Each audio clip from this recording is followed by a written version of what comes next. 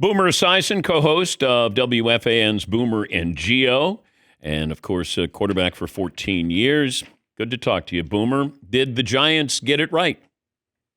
Good to see you, Dano. And sorry about my background. We're under construction here at WFAN, so you're gonna have to deal with it. It's not quite as pretty as your studio there that has a ton of stuff in it, by the way. Yeah. You're like a hoarder. Yes. I want everything you got in there. It's You know unbelievable. what? I was called a collector, and then all of a sudden they came up with this word, a hoarder, Yes. and I'm guilty of that, but I take it as a compliment. Thank you. By the way, a happy Harbaugh day here in New York for sure. The Giants got this one right. And no, I don't want to talk about the 1985 Bears because they kicked my ass many times. But yeah, they needed somebody here, Dan. They needed credibility. They needed instant credibility. They do have a quarterback, as we all know, that we think is going to be really good. I think Todd Monken is going to be the perfect offensive coordinator for him. When you think about Lamar Jackson's two previous years, 24 or actually 20, yeah, 24 and 23, he was awesome. And Todd Monken was the offensive play caller. They had the number one offense in the league one of those years. They had the fourth offense in the league another one of those years. He won one of his MVPs. And that's exactly what the Giants and Jackson Dart need here. So this is going to bring stability. I think it's going to make John Mara very happy, who's obviously ill, dealing with cancer. I thought Chris Mara's initial foray down to Baltimore last week to have lunch with John John Harbaugh really set the tone for these negotiations. And I think a Harbaugh to the Giants, to me anyway, in the NFL world makes a total sense. But you go from Baltimore, where you have to win, you got a Super Bowl roster, to now the Giants. How much time do they give him to get this team Well, back to respectability?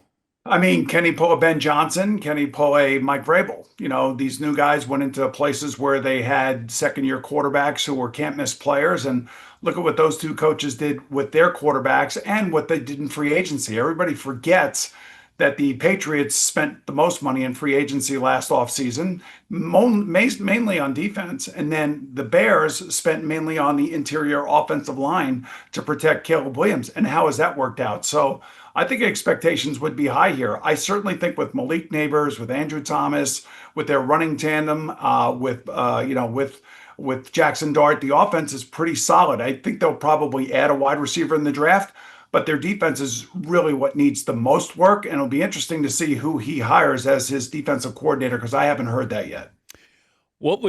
How can you teach Jackson Dart to play differently? No, all he has to do is learn. I call it youthful inexperience, is what it is. He's trying to prove to his teammates that he belongs on the field. I think he gets caught up in the emotion of the game, wants to get the fans, especially at home, into the game. He wants to lead by example. He does remind me a little bit of Josh Allen, the way he plays, and at times when he runs, he's a little bit reckless. And Josh has learned. And nobody does it better than Josh for that matter. But I remember when he was a rookie and even into his second year, they were saying the same things about him, Dan, that they're saying about Jackson Dart and running with the football and protecting himself. But believe me, he will learn quickly. Yeah, but Josh wasn't in the blue tent like Jackson Dart. I mean, that's a co-op for him. Like we can't have that. I mean, come on, slide.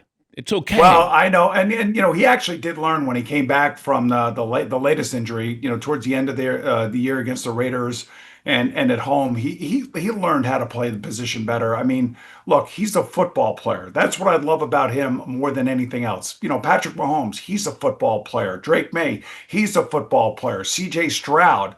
I mean, these guys all love getting mixed up into the action and taking some hits. Maybe I was not one of those types of guys. I always tried to stay away from it as much as I could. Maybe that's why I lasted so long.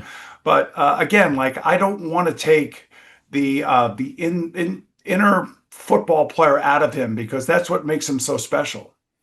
Why did the Jets always get it wrong? Well, it always starts at ownership. That's where it always starts. And they've gone this coordinator route for many years, and they were really close when they first acquired Aaron Rodgers. When Aaron came running out on that field that first September 11th with the flag, and it gave me chills. And I wish that I could have been in that uniform like he was that night, and what it really brought to all of us as football fans here in New York. And then 3 or 4 plays in, he blows out his Achilles. I mean, that was the moment where the Jets had it right. And he came back and had a pretty good second year, by the way. But then Woody Johnson got involved and they fired Rob Saleh, and then all hell breaks loose. So now Darren Muji's got to pick up the pieces.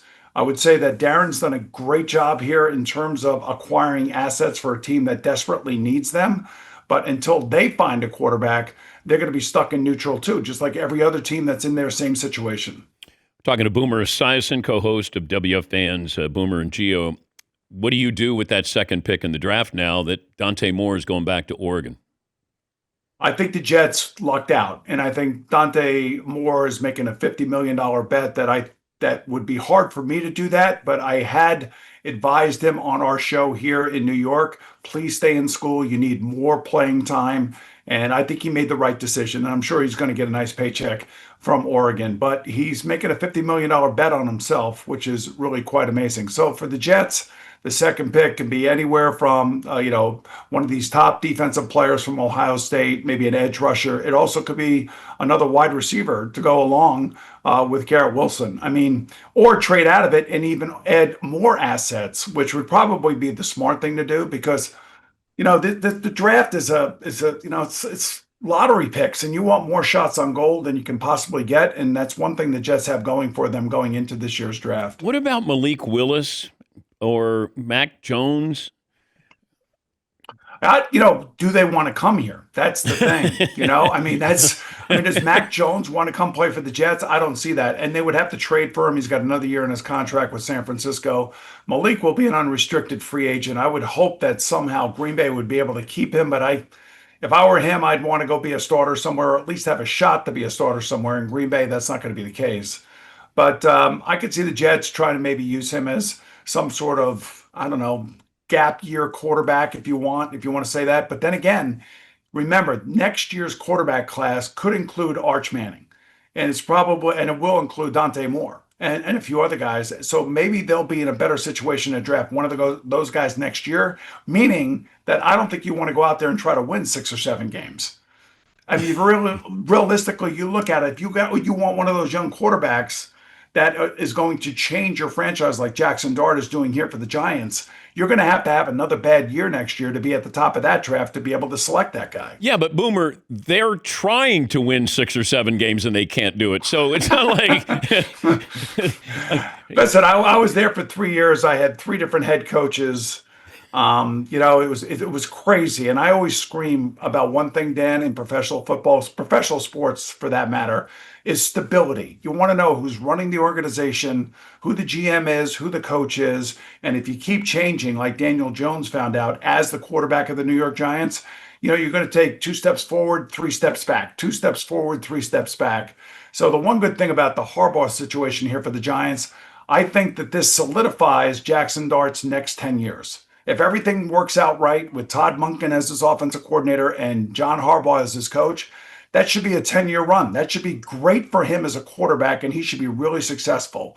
As for the Jets, I mean, who is that guy and where's that guy coming from? If it is Malik Willis, God bless him if he comes here with this team the way it's built right now. Not the greatest place to be successful. Give me the surprise this weekend in the playoffs. Oh, wow. I did pick the Texans and the Rams to go to the Super Bowl, so I got to stick with those 2 guys. Okay. I guess I would be surprised if somehow the Patriots, beat the Texans, because I just think the Texans defense are like the '85 Bears. They're that good. I mean, they are all over opposing quarterbacks, and every quarterback has struggled. So even though the Patriots are favored, if they won, for me, that would be a surprise. I guess if San Francisco wins, that would also be a surprise given what Seattle did to them the last time they played, and now with the loss of George Kittle. How many more guys are they going to take away from Brock Purdy and Josh Allen this weekend, Dan? I mean, those guys are playing fantastic football, but they're losing guys left and right around them. So I would think that both are going to struggle a little bit this weekend against those defenses. What's it like to go to the line of scrimmage and you look at that defense? Which one? Well, if I threw out the '85 Bears or the '86 Giants, like when you go to the line of scrimmage and you just know that this is going to be this is going to hurt. Yeah, it is. And you know what? And you got to get yourself in the mindset to be able to absorb that. And playing all those years back in the old AFC Central, we had the Houston Tech Oilers to deal with. We had Cleveland to deal with. We had Pittsburgh to deal with.